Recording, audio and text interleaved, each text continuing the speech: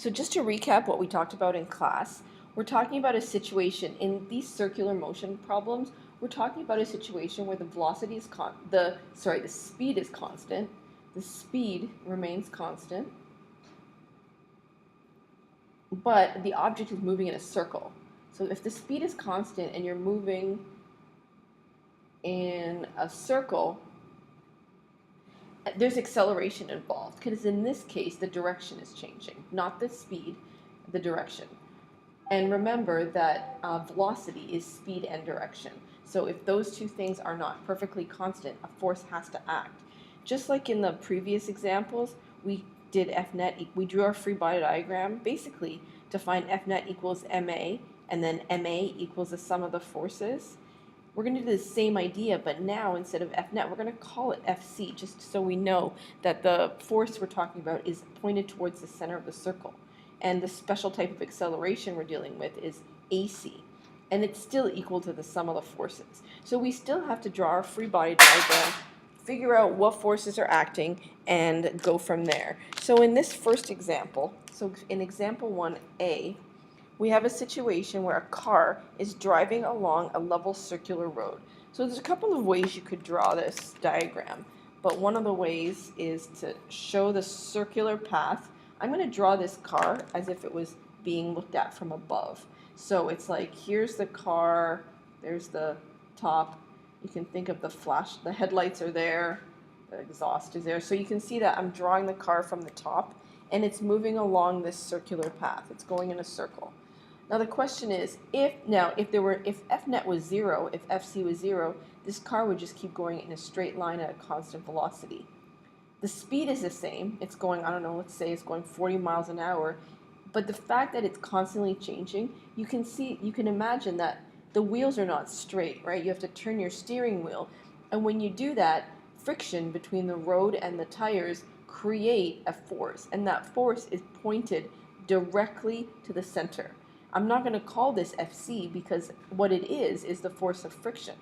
So in this example, example A, I would say friction supplies the force necessary to keep this car moving in the circle. So force, the friction is the centripetal force. In question B, in part B, the question is talking about being on a loop-de-loop ride at Magic Mountain. So this is a classic question. And the idea is, what is making you go in a circle? So let's look at this. So this is part B. Here's the loop-de-loop. So when you're in a loop-de-loop ride, when you're at the top of the ride, you're upside down, aren't you? I'm just going to draw there's your body, you're in your seat, you're upside down in your seat, right? I'm not going to draw the whole roller coaster in. So what are the forces acting on you at this point in the ride? Well, gravity's acting on you, Fg. Is anything else acting on you? It's kind of hard to tell. So what I'm going to do before I finish that, I'm going to draw the same person at the bottom. Like this ride is still going on. So the person is sitting in its ride. What are the forces acting on that person at the bottom? I mean, gravity never changes, right? Gravity is always gravity. So it's still going to be Fg acting on it. But as we know, when you're sitting in your chair, the gravity's pulling on you, you're pushing on your chair, so there's going to be a normal force pushing up. Now, one thing I will say is, if these two forces are balanced, then this person cannot be accelerating. If I know this person is accelerating in a circle, then what I know for sure is that, let me just redraw this, is that the normal force is going to have to be bigger than the force of gravity. The value of the normal force is bigger than the force of gravity. So what's changing is your normal force. You feel heavier at the bottom of a roller coaster.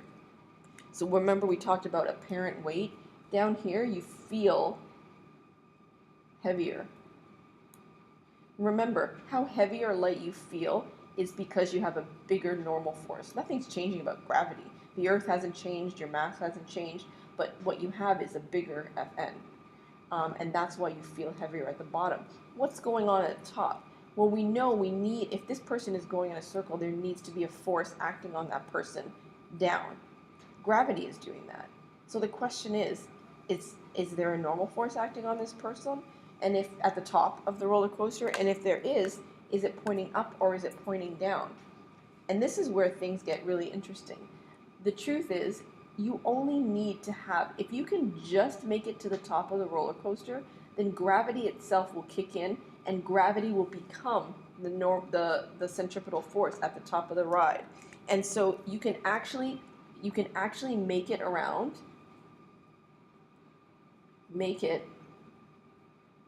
a roller coaster without any normal force, without a normal force.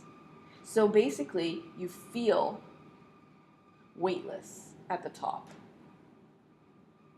But what that means is you have no Fn. Sometimes, if the roller coaster is going big and it's going fast enough, you could have a situation where you need more than just the force of gravity to cause you to go in a circle. In that case, you will have a normal force, and the normal force won't be pointed up because your body is trying to fly forward, and it's only the chair that's pulling you in. So you're actually going to have another force, and the normal force could be acting in a downward direction. So how big, or if that normal force even exists, depends on how fast you're moving. And we will explore the math of this coming up. Depends on your speed, v. And if this is confusing, finish the videos and watch what we talk about in class. And if you're still confused, you got to come and see me and ask a question. The last question, C, part C, in example 1 is about a tetherball. Those of you who are Napoleon Dynamite fans know what tetherball is. Here's my tetherball, and what do? You hit it kind of in this plane, and it kind of moves around in a circle like this, right? So what are the forces acting on this? Well, of course it's on the Earth, so there's always going to be gravity, Fg. But there's also this tension in the rope that's making it go in a circle. So we can say Ft is acting in this direction. If you added these two forces together, what you would find is that they point towards the center. So the acceleration of this ball is actually pointed towards the center of this circle because the two forces point in that direction.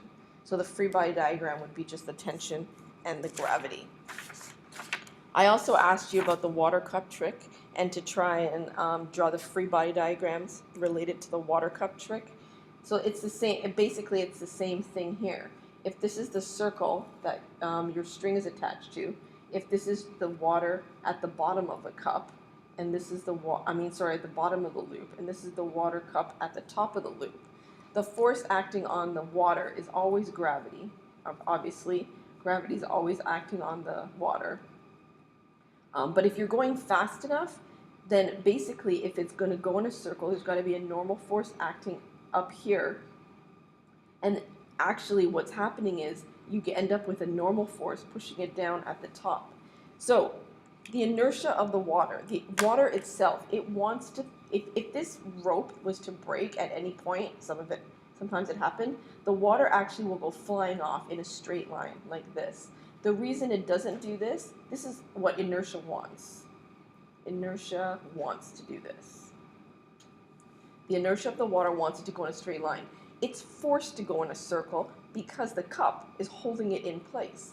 And that cup, we will call that the normal force. The force of the cup pushing on the water holds it in place and sort of keeps it moving in this circle. And even at the top, the water wants to kind of go off in this direction, right? This is what inertia wants up here, but the cup is saying, no, I'm attached to a string, we're going to go in a circle, so it goes around like this. So this is the free body diagram of the water cup problem.